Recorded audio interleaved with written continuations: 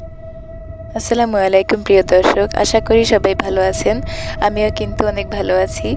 আজকে আমি যেই গল্পটি আপনাদের সামনে তুলে ধরব সেটা কোনো গল্প নয়, সেটা আমার নানির সাথে ঘটে যাওয়া একটি সত্যি ঘটনা। বিশ্বাস করা বা না করা সেটা পুরোপুরি আপনাদের ব্যাপার। কথা না বাড়িয়ে আমরা আমাদের মূল ঘটনায় চলে যাচ্ছি। ঘটনাটি আজ থেকে প্রায় ৫ থেকে ৭ বছর আগে ঘটনা। আমার নানু বাড়ি মঠবাড়িয়া জেলার বাঁশবনিয়া গ্রামে। নতুন বাড়ি নামে পরিচিত ছিল তখন সময়ে, যেহেতু ওই সময়ে নতুন বাড়ি করেছিল তারা, এর জন্যে। আমার নানা ২০১৯ সালে ১৮ই রমজান মারা গিয়েছিলেন। ইন্নালিল্লাহি ওয়া ইন্না ইলাইহি রাজিউন। তিনি মারা যাওয়ার পরে আমার নানি একাই ওই গ্রামের বাড়িতে থাকতেন। আমার বড় মামা ঢাকায় ব্যবসা করেন আর ছোট মামা বিদেশে থাকেন, সৌদি আরবে। ঘটনাটি মূলত ঘটেছিল আমার নানুর সাথে। তিনি একদম মাগরিবের আজানে ঠিক আগ মুহূর্তে পুকুর পাড়ে তার কিছু গাছ লাগানোর জন্যে মাটি আর কি ওই কাটাকাটি করছিল আর কি, যেটাই বলেন না কেন। দুঃখিত, আমার আসলে গলা ভাঙা, এই শীতের সময় আসলে একটু ঠান্ডা লেগেছে, তো এর জন্য হচ্ছে কি গলাটা একটু মাঝে মাঝে ভয়েস প্রবলেম হতে পারে। আপনারা এটা ক্ষমা সুন্দর দৃষ্টিতে দেখবেন।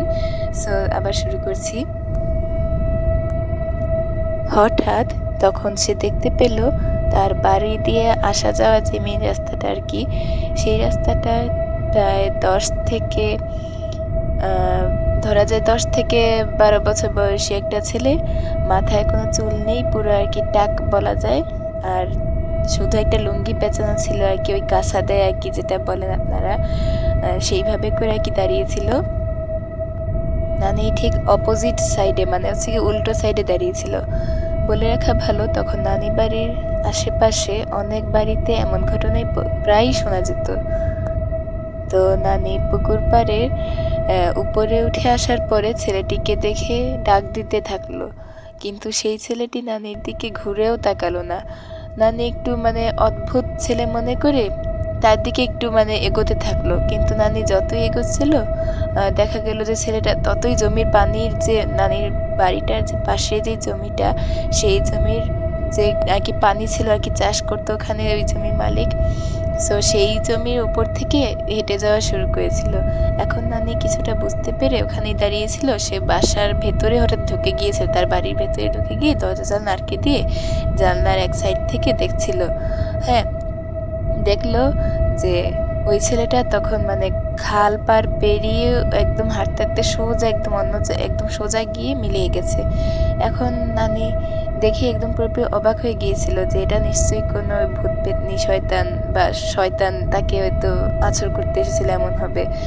কিন্তু তার হচ্ছে কি ভাগ্যটা ভালো ছিল এই কারণে যে সে হচ্ছে কি আসলে সেই দিন বলতে তার ওই পুরো বাড়িটা হচ্ছে গিয়ে বন্ধক করে রেখেছিল। সে যদি তার বাড়ির চারপাশ মানে পুরো বাড়িটাই যদি সে বন্ধক করে রাখতো, তাহলে দেখা গেল যে ওই শয়তান রূপী যেই ছেলেটা এসেছিল, সেই ছেলেটা ধরা গেল ওইখানে যাওয়ার পথে তার বেঁধে গেল আর নানির কোনো একটা ক্ষতি করে দিল। সো নানির আর কি লাকটা ভালোই ছিল, সেদিনের মতো নানি বেঁচে গিয়েছিল। না হলে যদি সে স্পর্শ করতে যেত সেই ছেলেটিকে, তাহলে তো তাকে কিছু না কিছু একটা করেই দিত, তাই না? আপনারা তো অনেকেই এমন এমন কাহিনী শুনেই থাকেন। আপনাদের যদি ফ্যামিলিতে বা আপনাদের কোনো ফ্রেন্ডস কাজিনের সঙ্গে যদি এমন ঘটে থাকে, তাহলে অবশ্যই কমেন্টে জানাতে পারেন। এই ঘটনাগুলো আমরা আপনাদের ঘটনাগুলো আমাদের ভিডিওর মাঝে তুলে ধরার চেষ্টা করব। সো নানু তারপরে কিছুদিন পরে একটা হুজুরকে গিয়ে বললো এই পুরো কাহিনীটা।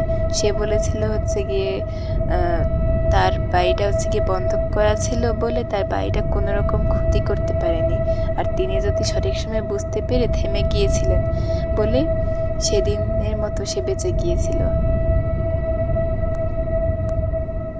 আর সেই হুজুর এটাও বলেছিল যে ওই ছেলেরূপী যে এসেছিল সে হচ্ছে কি কোনো একটা শয়তান হবে, মানে শয়তানরূপী কোনো একটা ছেলে এসেছিল তাকে ক্ষতি করতে আর কি। কিন্তু নানুর তো ভাগ্য ভালো ছিল বলে সে বেঁচে গেছে। সে হচ্ছে কি ৫ ওয়াক্ত নামাজ পড়তো, তালিম করে, আর তাকে হয়তো আল্লাহ কোনো রকমভাবে বাঁচিয়ে নিয়েছে, এমনই হবে হয়তো। সো আপনাদের কাছে আমার এই নানু বাড়িতে ঘটে যাওয়া, নানুর সঙ্গেই ঘটে যাওয়া এই সত্য ঘটনাটি কেমন লাগলো অবশ্যই কিন্তু কমেন্টে জানাবেন। আর আপনাদের কাছে কি মনে হয়েছে, ওই ছেলেরূপী যে এসেছিল সে কোনো শয়তান নাকি কোনো জিন, নাকি কারো সঙ্গে পাঠানো কোনো মানে কেউ তাকে পাঠিয়েছে কোনো শয়তান? সেটা যদি আপনাদের কারো কাছে যেটা মনে হয় সেটা আপনারা আমাদের কমেন্টে জানাবেন। আপনাদের কাছে যেটা মনে হয় সেটা আপনারা জানাবেন কমেন্টে। তো প্রিয় লিসেনার্স, কেমন লাগলো পুরো কাহিনীটা? এমন আরও সুন্দর কাহিনী পেতে আমাদের চ্যানেলটা অবশ্যই সাবস্ক্রাইব করে রাখবেন এবং একটি লাইক করে রাখবেন ভালো লাগলে।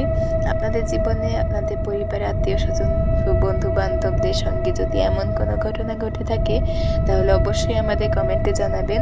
আমি আপনাদের ঘটনাগুলো ভিডিও আকারে বানানোর চেষ্টা করব। আজকের মতো এখানেই বিদায় নিচ্ছি। সবাই ভালো থাকবেন, সুস্থ থাকবেন এবং আমার চ্যানেলের পাশেই থাকবেন। আসসালামু আলাইকুম ওয়া রাহমাতুল্লাহি ওয়া বারাকাতুহু।